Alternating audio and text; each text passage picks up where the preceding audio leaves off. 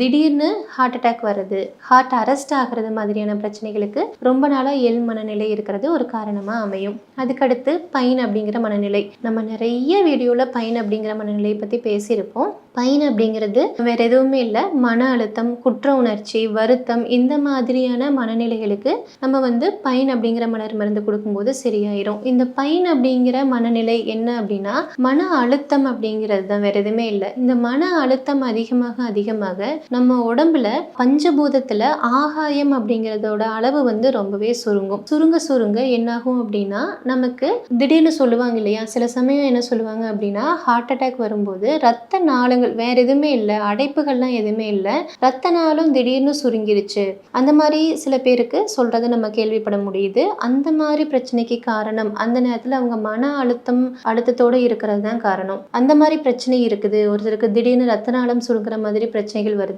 அதனால heart attack வருது அப்படின்னா அவங்களுக்குள்ள இருக்கிற மன அழுத்தம் தான் அதுக்கு காரணமா அமையுது. அந்த மன அழுத்தத்தை சரி பண்றதுக்கு பைன் அப்படிங்கிற மலர் மருந்து நமக்கு பயன்படும்.